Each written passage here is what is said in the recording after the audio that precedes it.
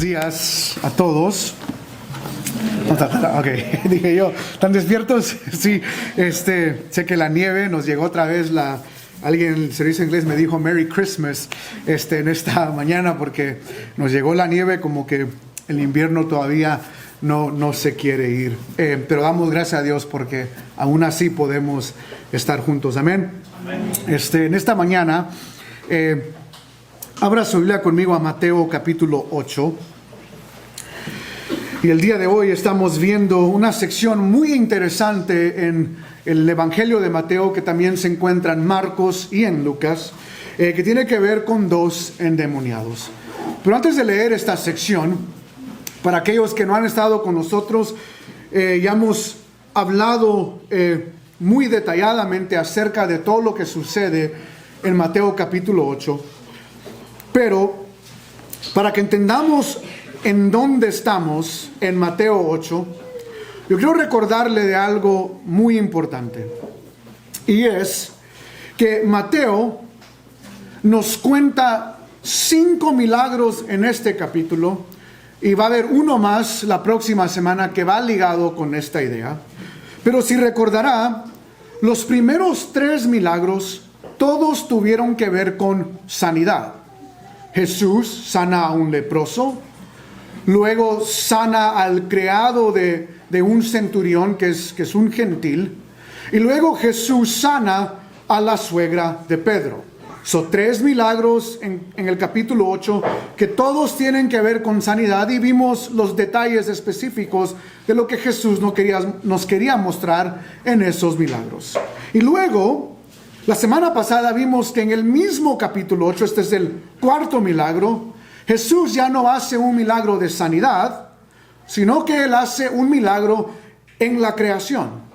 Hay una tempestad que se levanta y Jesús calma la tempestad. Inmediatamente la tempestad para, y como vimos la semana pasada, los discípulos se quedan asombrados y dicen: ¿qué hombre es este que aún el viento y el mar le obedecen?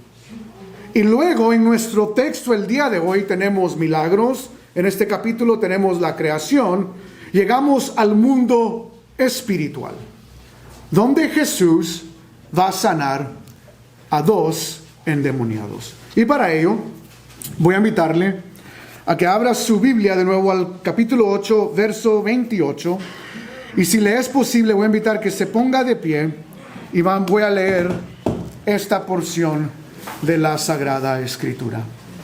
Mateo 8, 28 dice: cuando llegó a la otra orilla, a la tierra de los Gadarenos, vinieron a su encuentro 2 endemoniados que salían de los sepulcros, feroces en gran manera, tanto que nadie podía pasar por aquel camino. Y clamaron diciendo: ¿qué tienes con nosotros, Jesús, Hijo de Dios? ¿Has venido acá para atormentarnos antes de tiempo? Estaba paciendo lejos de ellos un hato de muchos cerdos, y los demonios le rogaron diciendo: si nos echas fuera, permítenos ir a aquel hato de cerdos. Él les dijo: id. Y ellos salieron y se fueron a aquel hato de cerdos. Y he aquí que todo el hato de cerdos se precipitó en el mar por un desempañadero, y perecieron en las aguas.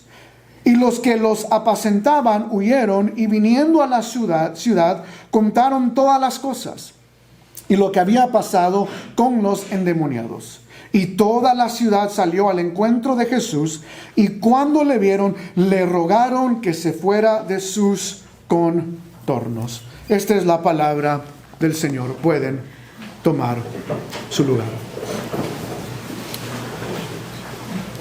Jesús, habiendo sanado enfermos, habiendo hecho un milagro de creación, está a punto de hacer un milagro en el mundo espiritual con 2 endemoniados. Ahora, debido al siglo XXI y el hecho de que en el siglo XX, un siglo anterior, se empezó a formar en el mundo evangélico lo que se llama y es conocido como ministerios de liberación. Estos son ministerios no solo que prometen sanidad y milagros, pero donde personas específicamente dicen: yo tengo autoridad para reprender a demonios. Y el problema con estos ministerios de liberación es que han hecho el mundo demoníaco algo mucho más allá de lo que la misma Biblia enseña. Y por otro lado, yo argumentaría, han hecho la reprensión de demonios algo teátrico. A lo que me refiero aquí es, estos hombres que según tienen la habilidad de reprender a demonios, hacen cosas como pasan a los endemoniados al frente. Y empiezan a decir cosas como: ¿cuál es tu nombre? Y el demonio como que no quiere decir el nombre. No, dime el nombre. No, en el nombre de Jesús te ordeno que me digas el nombre. Y luego el demonio da el nombre. ¿Cuál es el espíritu que tienes? ¿Qué es lo que quieres? Y es como una conversación. Y van 3 minutos, 4 minutos y aceite en la mano. Y un gran show que se hace hasta que por fin la persona es reprendida del demonio. Y esto lo vemos una y otra vez en ministerios de liberación. Muchos, por la fama de YouTube, graban estas cosas para tratar de mostrar que esto realmente está sucediendo. Y lo que yo quiero que usted sepa, aún antes de entrar a los detalles del texto, nada de lo que vemos hoy en día en estos ministerios de liberación es ni cerca a lo que vemos en las Escrituras en cuanto a la reprensión de demonios. Entonces, el día de hoy, este pasaje nos muestra 2 verdades: la autoridad suprema de Jesús sobre Satanás y sus demonios, y cómo nosotros debemos responder a eso. De nuevo, 2 verdades: la autoridad de Jesús sobre el mundo demoníaco y Satanás, y cómo nosotros debemos responder a ello. Vea conmigo el verso 28. Jesús en el verso 18 había prometido que iban a llegar al otro lado, y como Él lo dijo y es fiel a su palabra, llegan al otro lado. Y el verso 28 dice: cuando llegó a la otra orilla, a la tierra de los Gadarenos, vinieron a su encuentro 2 endemoniados que salían de los sepulcros, feroces en gran manera, tanto que nadie podía pasar por aquel camino. Y esto es importante. Nosotros los viernes estamos estudiando bibliología, y aún el viernes hablé de la inerrancia de las Escrituras. Y esto es importante que usted sepa. Al inicio del verso 28, Mateo nos da detalles que son muy diferentes a lo que vemos en la sección o en los pasajes paralelos de esta historia. Marcos también cuenta esta historia, pero nos da diferentes detalles, y Lucas también. Y entonces, yo quiero, antes de entrar al resto del pasaje, rápidamente darle las diferencias entre Mateo y Marcos, porque Lucas entra muy similar con Marcos, o diferencias entre Mateo y Marcos. ¿Por qué existen las diferencias? Y luego, no veremos todas al ir explicando el texto, pero donde yo creo que sean importantes, veremos estas diferencias. Por ejemplo, el verso 28 dice la tierra de los Gadarenos, pero en Marcos no dice la tierra de los Gadarenos, sino que la tierra de los Gerasenos. Ahorita vamos a ver la diferencia ahí. Pero otra diferencia es, Mateo nos da 2 demonios, Marcos nos da 1 demonio. Mateo solo nos dice que los demonios eran feroces en gran manera. Marcos nos va a dar más detalles. Marcos nos va a decir que este endemoniado lo encadenaban y él se soltaba de las cadenas. Que este endemoniado la gente lo trataba de atar y nadie podía dominarlo. Que este endemoniado aún se cortaba con piedras. O sea, Marcos nos está dando más detalles en esta historia. En Mateo los demonios se molestan con Jesús. ¿Qué haces aquí? Es la idea. En Marcos, antes de decir cualquier cosa, los demonios se postran delante de Jesús. En Mateo, Jesús solo habla una vez. dice una palabra muy importante, y lo veremos hoy. Él dice id, es todo. En Marcos, Jesús tiene una conversación con los demonios. ¿Cuál es tu nombre?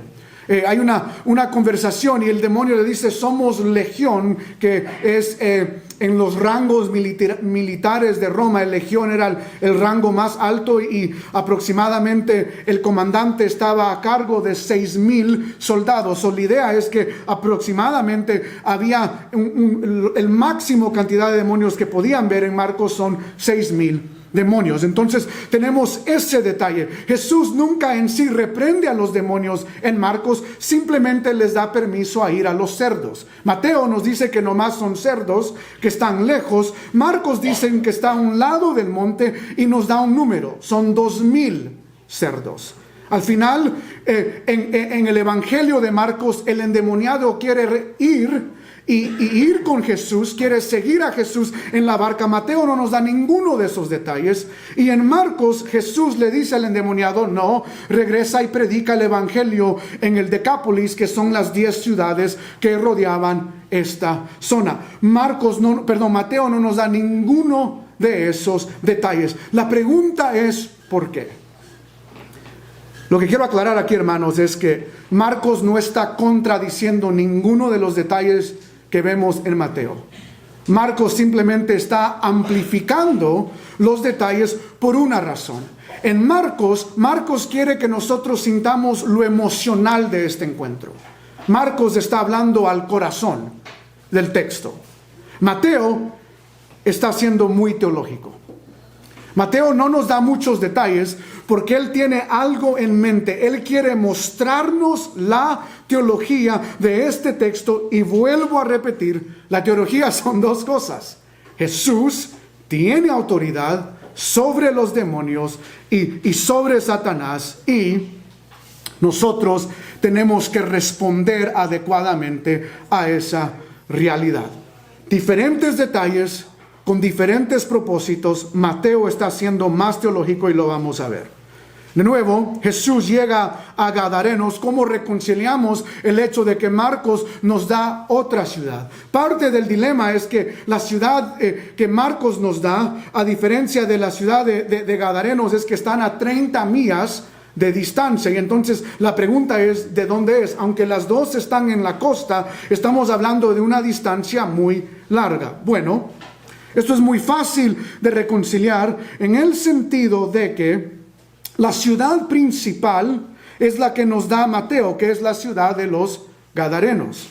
Gerasenos es un pueblo que está dentro de esta ciudad, pero el punto que yo quiero que vea es esto. Ambas se acoplan en este sentido cuando entendemos correctamente lo que está pasando. La ciudad es Gadarenos y el pueblo está en esa ciudad.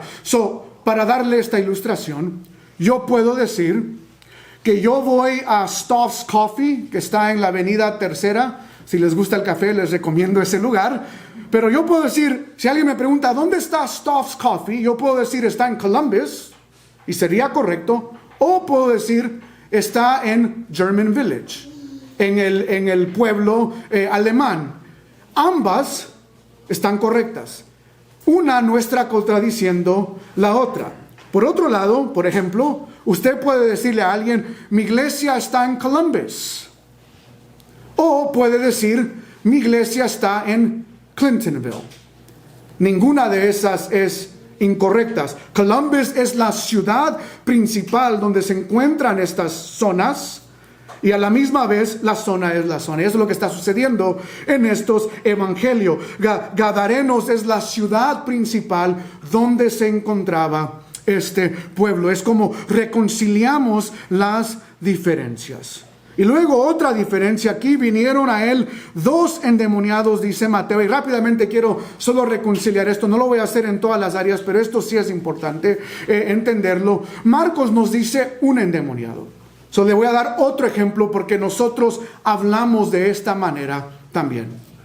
Supongamos que tú ves a un amigo que tienes, 15 años de que no ves al amigo. Y tú estás ahí con tu hijo, tu amigo está ahí con su hijo, Y tú ves a tu amigo, platicas con tu amigo y regresas a casa y le dices a tu esposa, hey, vi a mi amigo de hace 15 años. Oh, wow, ¿y qué te contó? Y empiezas a contarle la historia.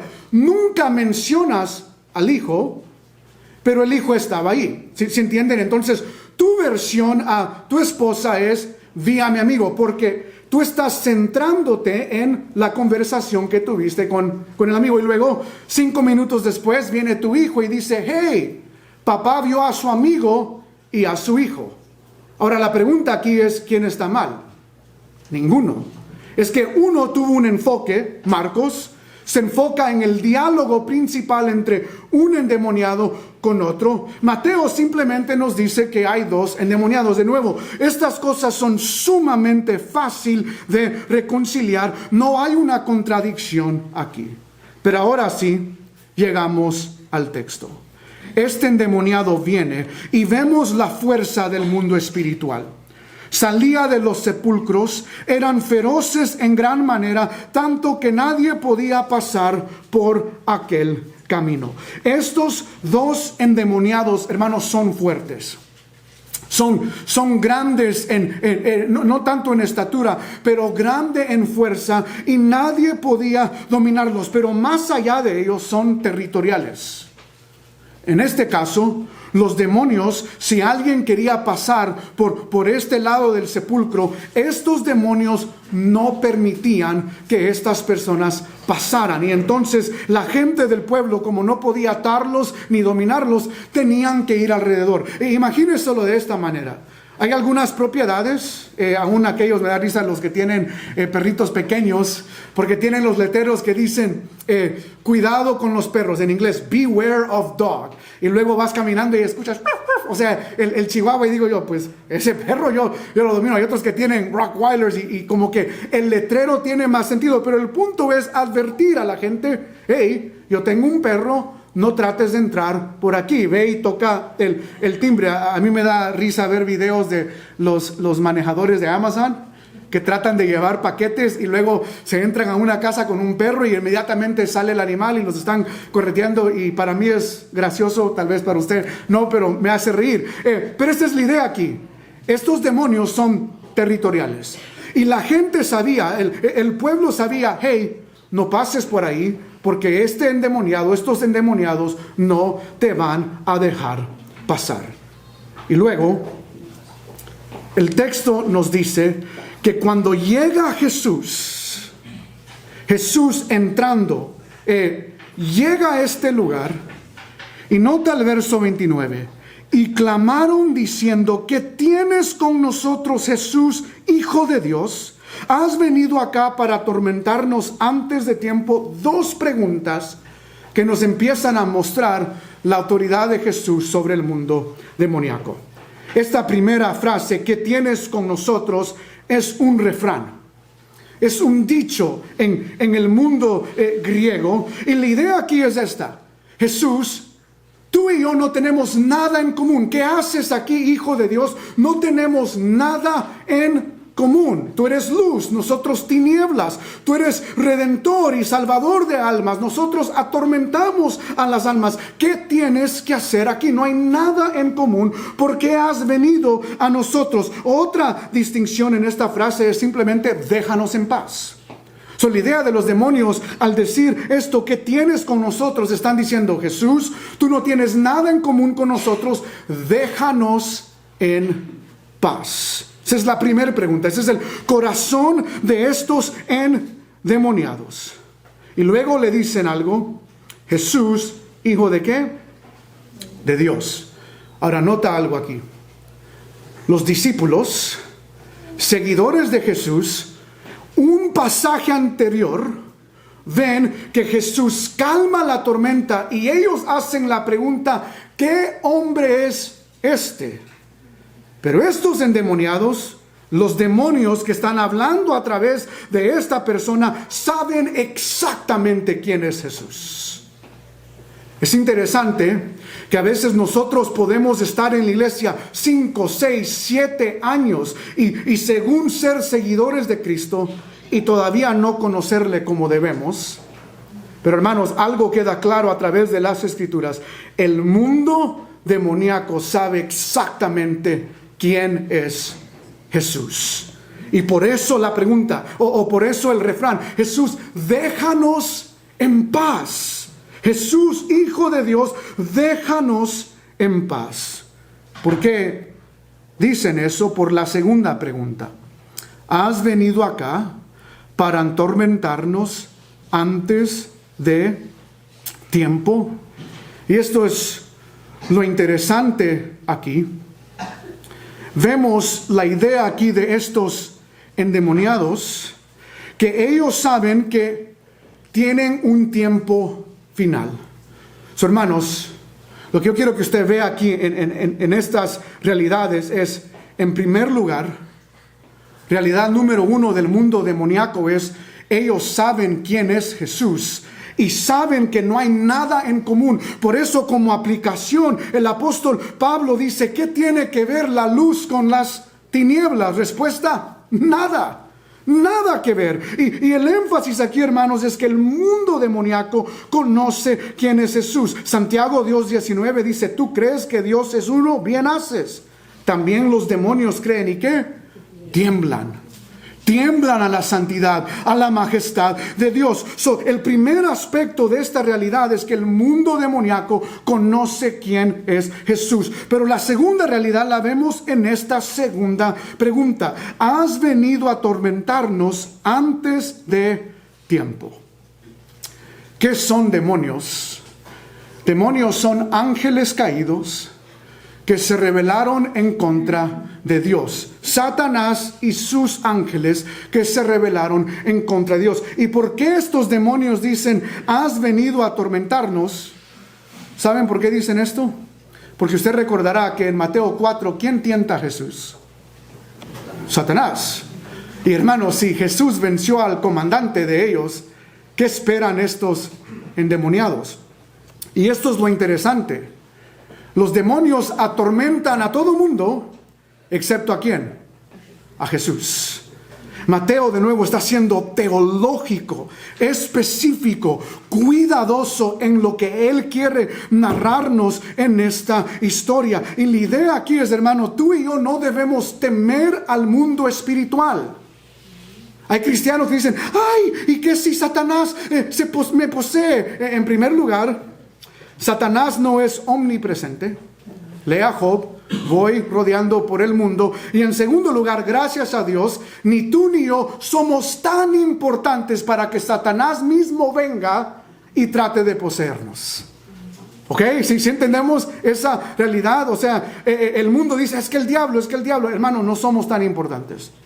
El diablo tiene, en inglés, una expresión: he's got bigger fish to fry. O sea, él tiene a personas mucho más importantes, con mucha más influencia que tentar que tú y yo. Lo más probable es que tú y yo estamos lidiando con ciertos demonios. Pero hay cristianos que viven en este temor. Ay, mi abuelita es bruja en México. ¿Qué si el demonio se viene a mí? No, hermanos. No hay que temer. ¿Por qué? Porque la realidad es que si tú tienes al Espíritu Santo dentro de ti, los demonios no pueden ¿qué? Entrar. Somos templo y morada del Espíritu Santo. Si tú eres un nuevo creyente, lavado por la sangre de Jesucristo, tú nunca debes temer del hecho de que un demonio pueda entrar en ti. Si ese demonio entra en ti es porque no eres cristiano. ¿Puede tentar el mundo demoníaco? Claro que sí. ¿Puede tratar de filtrar nuestras mentes? Claro que sí. Pero nosotros, si somos verdaderos creyentes, jamás podemos decir la frase famosa: el diablo me hizo hacerlo. No. Fue tu inclinación carnal, fue tu pecado mismo, pero el diablo ni los demonios pueden hacerte hacer nada, porque si eres de Cristo, el mundo demoníaco no puede entrar a ti. Y eso es lo que yo quiero que usted vea aquí. Jesús atormenta al mundo demoníaco, no al revés. Ahora, no malentienda, yo no estoy diciendo que usted vaya y ande caminando: Satanás, yo soy tu dueño. No. Nosotros no hacemos eso. Acudimos a aquel que tiene autoridad para hacerlo, que es Cristo Jesús. Y esta es la idea, hermanos, aquí de nuevo. No debemos temer al mundo espiritual. ¿Pero a qué se refiere acá antes de tiempo? Bueno, por un lado, se puede referir al hecho de que los demonios están preguntando a Jesús, ¿por qué tú estás en tierra gentil? Y se recordarán, aún en unos capítulos anteriores, Jesús da la idea que los discípulos solo deben ir a evangelizar a los de Jerusalén. Y entonces, por un lado, podemos decir que en el contexto de Mateo, los endemoniados están diciendo, ¿por qué estás aquí, Jesús? En la región de los gentiles. O están diciendo, Jesús, ¿por qué has venido a la tierra antes de tiempo? Nuestro tiempo de atormentar y de poseer y de causar destrucción no ha terminado. Es decir, no ha llegado nuestro día final. Para que lo entienda mejor, vaya conmigo a Apocalipsis capítulo 12. De estas dos posturas, la segunda es la que yo creo que los demonios están haciendo. Y por eso quiero que vea conmigo cuál es la intención aquí en cuanto a estos demonios. Apocalipsis capítulo 12, verso 12. ¿Por qué dicen antes de tiempo? Nota, Apocalipsis 12, 12 dice, por lo cual alegraos, cielos, y los que moráis en ellos. Ay de los moradores de la tierra y del mar, porque el diablo ha descendido a vosotros con gran ira, sabiendo que tiene ¿qué? Poco tiempo. Traducción: los demonios no solo saben que quién es Jesús, que Él es Dios, pero en segundo lugar, los demonios y Satanás saben que ellos tienen una fecha de expiración. En otras palabras, viene el día donde habrá nuevos cielos y nueva tierra. Viene el día donde las promesas de Apocalipsis 20 en cuanto al mundo demoníaco, donde por fin serán lanzados al lago del mar, al lago de fuego, perdón. Viene ese día donde ya no habrá el mundo demoníaco aquí obrando en la tierra y atormentando a seres humanos. Y estos demonios están como asustados. Aquí está Jesús. Pero ellos tienen entendido, todavía tenemos más tiempo para atormentar. Y la idea aquí de nuevos hermanos es, ellos saben que si Jesús quiere mandarlos al lago de fuego, Él puede hacerlo. Y por eso se asustan. Y por eso las dos preguntas, Jesús, no tenemos nada que ver contigo. ¿Por qué estás aquí antes de tiempo? Hermanos, esto nos muestra de nuevo la teología que Mateo quiere que veamos. El mundo demoníaco y Satanás tiene una fecha de expiración. Yo quiero que lo entienda de esta manera. Triste el cristiano que teme más al diablo y a Satanás que a la santidad de Dios. Vivimos una vida cristiana muy triste si pasamos más tiempo preocupados por lo que el diablo pueda hacer y por lo que los demonios puedan hacer aquí en la tierra, que pasar tiempo realmente evaluando si nosotros estamos ofendiendo a un Dios santo que es sumamente más poderoso que el mundo de Satanás y el mundo de tinieblas. En el verso 29 vemos dos verdades teológicas de la autoridad de Jesús sobre estos demonios. Él es Dios sobre ellos y ellos tienen una fecha de expiración. Pero por si no queda claro, Mateo nos da otro detalle.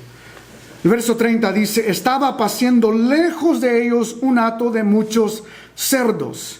Y los demonios le rogaron diciendo, si nos echas fuera, permítenos ir a aquel hato de cerdos. Marcos nos dice que este redil o hato de cerdos, y es parte de la razón por la cual sabemos que estamos en tierra gentil. Los judíos no tenían un redil o un hato de cerdos. ¿Por qué? Porque los cerdos son animales inmundos para los judíos. Pero estas personas constantemente trabajaban con cerdos, y Marcos nos dice que aproximadamente habían 12 cerdos. Y el énfasis es que en Marcos él dice que están allí en un monte, o cerca del monte, perdón, ahí cerca del monte. Mateo quiere aclarar que aunque están ahí cerca del monte, están muy lejos de Jesús, y por eso él usa la palabra lejos. Pero también para recordarnos que para el judío estos animales son animales inmundos. Y de nuevo lo dijimos al inicio de esta serie, Mateo está escribiendo ¿a quién? A judíos. Y él quiere aclarar que Jesús aquí no está violando las leyes de animales impuros. Pero nota el verso 31. Hay muchos cerdos, los demonios le rogaron.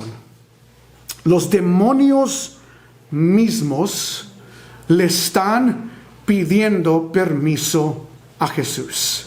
No al revés. Y este es el problema con el mundo de liberación de ministerial que vemos en nuestro mundo, donde parece ser que el predicador y aquel que va a reprender al demonio le está rogando al demonio: sal fuera y sal fuera, y en el nombre de Jesús, y en el nombre de Cristo Jesús, y en el nombre de Jesucristo, Cristo Jesús, porque tratan todo para hacer el show para que el demonio salga. Hermanos, esto no es lo que vemos en este pasaje. Es todo al revés.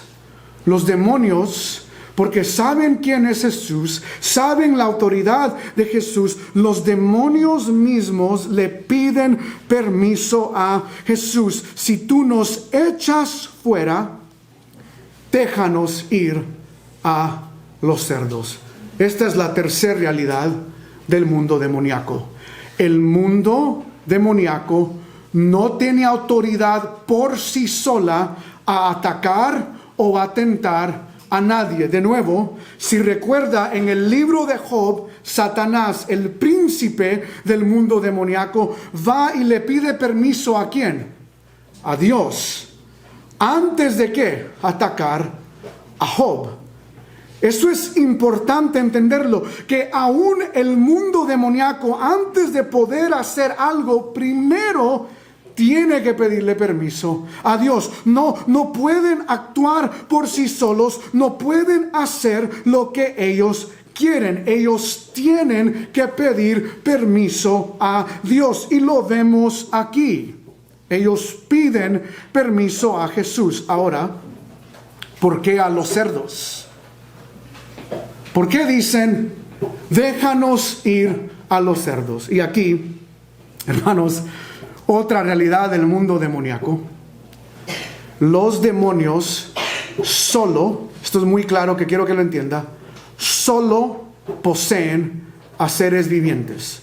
En la Biblia, usted nunca va a ver a un demonio poseer a una casa. Nunca va a encontrar en la Biblia un pasaje que diga, esta casa es una casa de espanto.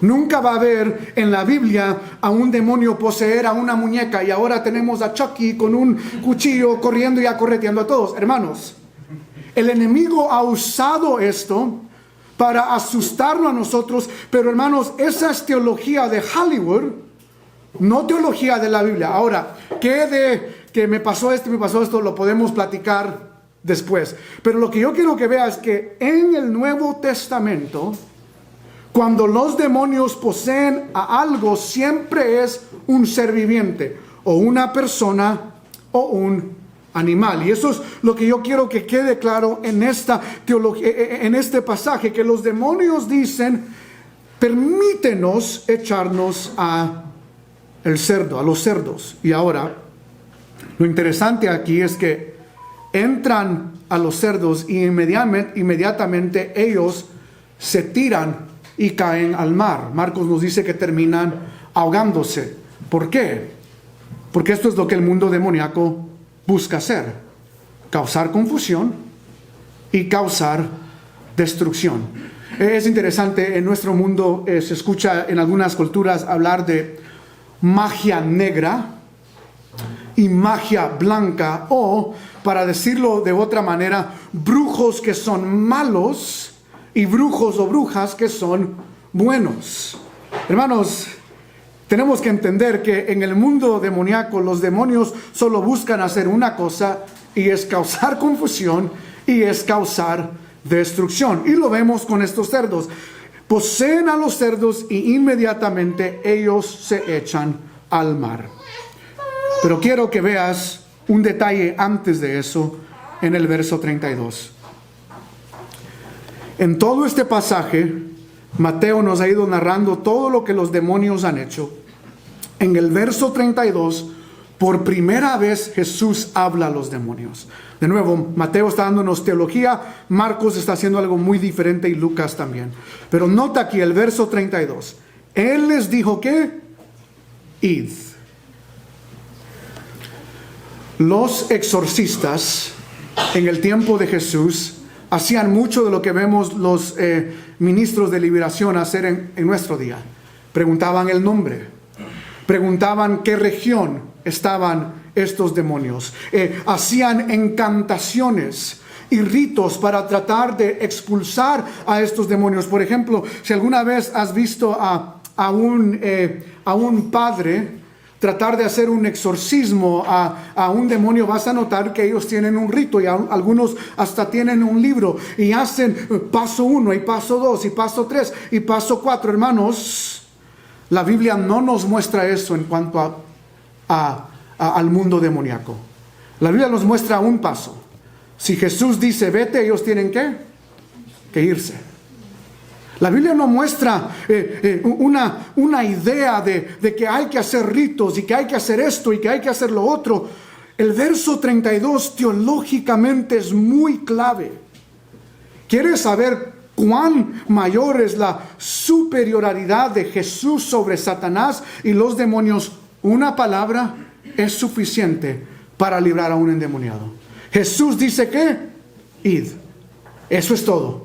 No dice más, no dice menos. Una palabra y estos demonios salieron corriendo a estos cerdos. Y por eso, hermano, nosotros tenemos que tener cuidado con permitir que las redes sociales y que el mundo en el cual vivimos nos enseñen teología en base a lo que vemos. Porque la teología del mundo del demonio no es que el demonio tiene el mismo poder que Jesús. No lo tiene. Satanás no es un rival para Dios.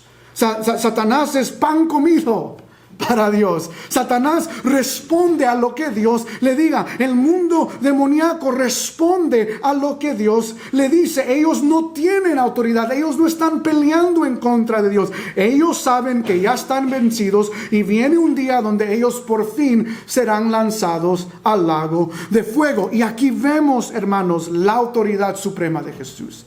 Él les dice, id. Ahora, ¿cómo entonces nosotros entendemos el mundo espiritual?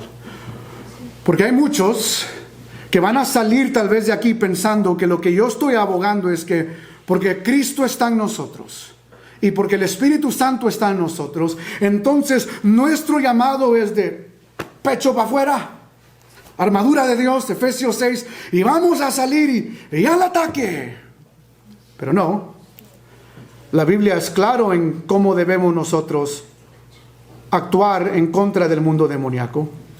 La Biblia nunca llama al creyente a ir y reprender. No lo va a encontrar en la Biblia. Lo que la gente hace es agarra pasajes como este donde Jesús lo hizo y luego dicen, si Jesús lo hizo, yo lo puedo hacer también. La Biblia nunca llama al cristiano a atar a Satanás. Nunca llama al cristiano a reprender a Satanás. Nunca llama al cristiano a declarar cosas en contra de Satanás. La Biblia llama al cristiano a hacer una cosa, empieza con R y es resiste. Resiste. Resiste al diablo y él ¿qué? Huirá de vosotros. La armadura de Dios, todas son piezas no de ataque, sino defensivas.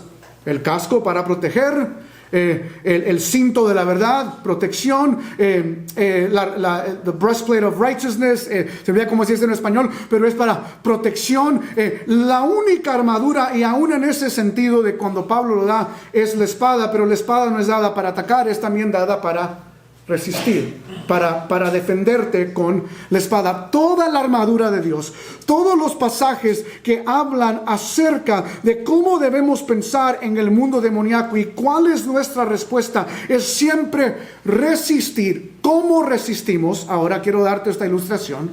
La idea no es que tú estás parado y estás resistiendo y que el enemigo te esté lanzando y tú defendiendo, y él lanzando y tú defendiendo, y él lanzando y tú defendiendo. No. La idea es, nuestra mayor defensa es, resistimos y estamos llamando a alguien mayor que nosotros. Resistimos y estamos diciendo, Dios, ayúdame en esto. Resistimos y estamos pidiendo que Cristo mismo venga y pelee la batalla por nosotros. Es como el niño pequeño que va a la escuela y empieza a decirle cosas a un rival y le empieza a decir, ¿qué? Y luego viene el otro niño y ya le va a dar una buena sonada, pero antes que pueda, el niño le llama a su hermano mayor. Y el hermano mayor viene y pelea su batalla. ¿Qué debemos hacer nosotros con el mundo demoníaco? Es eso. No es yo contra el diablo, porque la Biblia no nos llama a eso. No es yo contra los demonios. Al yo resistir, yo estoy llamando a alguien que sí tiene autoridad y los demonios saben quién Él es. A alguien que sabe que ellos tienen una fecha de expiración y los demonios saben que tienen una fecha de expiración. A alguien que los demonios mismos tienen que pedirle permiso y ellos saben que tienen que pedirle permiso. A alguien que con una palabra puede reprender al demonio y a Satanás. Y hermanos, ese alguien es ¿quién? Cristo Jesús. Nuestro llamado al mundo demoníaco es resistir y dejar que Cristo se encargue de los demonios y de Satanás. Pero el texto no termina ahí. El verso 34, Mateo, de nuevo, a diferencia de Marcos, no nos dice qué hizo el demonio, cómo se encuentra el endemoniado. En Marcos, el endemoniado está en su buen sentido común, se ha vestido y la gente se asusta al verlo así. Mateo no nos da nada de eso. En Marcos, él quiere seguir a Cristo, Jesús no le deja. Mateo simplemente, porque nos está dando teología, nos dice un resumen de lo que sucedió. Y toda la ciudad salió al encuentro de Jesús. Y cuando le vieron, le rogaron que se fuera de sus contornos.